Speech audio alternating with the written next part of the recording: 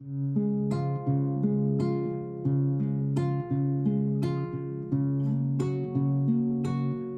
¿qué tal? Te doy la bienvenida a esta nueva serie de predicaciones titulada El Proceso. Estuvimos hablando recientemente acerca de la importancia de ser saludables, sanados para poder prosperar, avanzar y ser funcionales.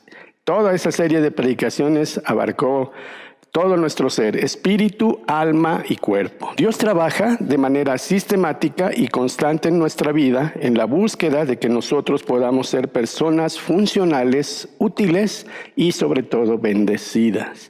Así es que hoy, en seguimiento de la serie anterior, vamos a empezar a ver cómo Dios efectúa procesos que son necesarios en tu vida, en mi vida, para que nosotros podamos desarrollar nuestro pleno potencial. Conscientes o no de esto, la vida es un proceso continuo de transformación y cambio, donde cada experiencia que vivimos nos moldea y nos permite aprender. Y una vez que este proceso inicia así, debe llevarnos al crecimiento y la madurez. Todo proceso es necesario. Esas actividades que interactúan para producir un resultado, la cual es la definición de un proceso, deben de tener precisamente un encauzamiento. Deben ser entendidos, deben ser iniciados, desarrollados y concluidos correctamente. Nunca deben ser interrumpidos. Por ejemplo, en la vida natural, biológicamente hablando, nosotros tenemos un proceso de gestación y después vendrá un proceso de alumbramiento que dará paso a un proceso de crecimiento, de madurez, de plenitud y nos debe preparar para el proceso del envejecimiento. La Biblia, en el libro del Génesis, desde los capítulos 11 y hasta el 21, nos narra cómo Dios empieza a lidiar con un hombre de nombre Abraham.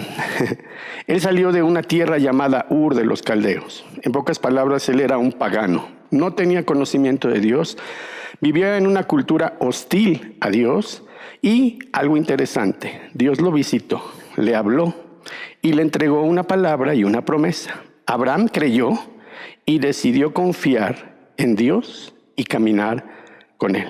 Era un hombre de edad avanzada y tenía riquezas materiales, pero carecía de lo más importante, no tenía descendencia a quien pudiera heredar. Él, cuando recibe la palabra y la visión de Dios, en su humanidad se pregunta cómo sería posible todo eso y da su explicación. Estoy seguro que será mi mayordomo, mi criado, un damaseno llamado Eliezer, quien será mi heredero. Pero Dios le corrige la plana y le ayuda a entender bien cómo es el asunto. Número 1, le dice, no será él tu heredero. Tú vas a tener un hijo y yo te voy a dar esa provisión. Dios no empezó a hablar acerca de la necesidad de Abraham, sino de lo que él tenía que ser de acuerdo al plan y al propósito de Dios. Él se convertiría en padre de naciones. Así que Dios activó fe en Abraham. Esto es algo muy interesante. Le ayudó a la mente y al espíritu de Abraham para procesar la información que ya le había entregado por medio de su palabra. Entonces Abraham después comenzó a percibir, a darse cuenta de varias cosas que antes no podía entender y no podía explicar. Abraham también comenzó a recordar, a pensar y a razonar de acuerdo a la palabra de Dios, al propósito de Dios y a la voluntad de Dios. No era solamente él expresando sus necesidades y sus deseos. Abraham comenzó un proceso junto con Dios para ser totalmente transformado. El término metanoia en la Biblia es un término griego que se usa para describir dos ideas básicas. Meta quiere decir más allá y noia es mente. Eso significa que Dios puede, por medio de su palabra, transformar nuestra manera de pensar y llevarla a un nivel mucho mejor del que es el estándar donde todos estamos estacionados. Cuando hay un cambio en nuestra manera de pensar, nuestra perspectiva también cambia. Es decir, la manera en que pensamos se traduce en la manera en que actuamos, aún la manera en que percibimos y sentimos las cosas, y esto nos impulsa a tener conciencia del pecado, de lo que, aunque puede ser algo que yo deseo hacer, tal vez no sea la mejor decisión que estoy tomando. Empieza a trabajar en nosotros el deseo no solamente de agradarnos a nosotros mismos, sino de agradar a Dios primero. Entonces, la Biblia narra que Dios le entrega a Abraham una palabra, la cual produce visión. Y esa visión es sustentada por la provisión de Dios. La palabra produce visión, la cual trae provisión, y el resultado que Dios está esperando en tu vida y en mi vida es bendición. Dios quiere bendecirte y quiere bendecirme, pero no solamente quiere eso, sino que también quiere que tú y yo podamos ser bendición a otros. En la serie anterior hablamos mucho del enfoque bíblico que nos ayuda a cambiar la manera en cual nosotros podemos mantenernos sanos. Para cambiar necesitamos también aprender. ¿Sabes? El que no deja de aprender nunca va a dejar de crecer. Si tú estás convencido de que no necesitas de otros, no necesitas de Dios, no necesitas que te expliquen nada porque todo lo dominas, estás limitándote a ti mismo y estás por ende limitándonos a los que te rodeamos e interactuamos contigo. El que aprende no deja de crecer. Pero también es interesante que no todos a veces quieren el cambio, no todos están dispuestos a que Dios los transforme y los mejore. Sonaría tal vez absurdo, pero es verdad.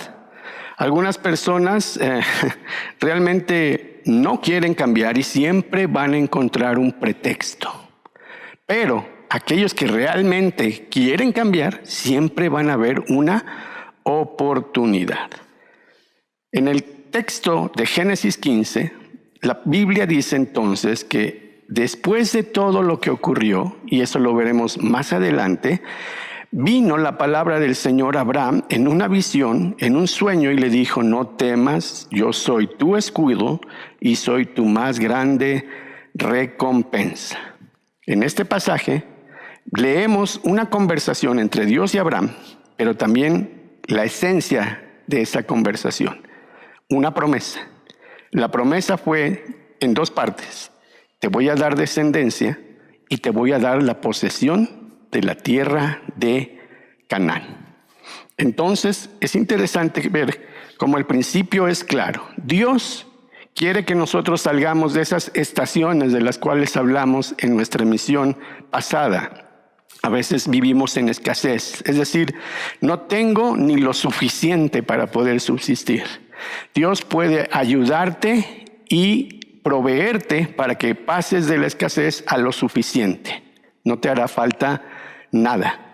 Pero la verdad es que Dios necesita que seas prosperado, y no solo en lo económico y material, en tu ser completo. Prosperado en tu cuerpo, prosperado en tu mente y prosperado en tu espíritu. Lo demás viene por añadidura. Así es que debemos ser personas dispuestas al cambio, proclives a escuchar, entender, obedecer y ser guiados por la palabra de Dios.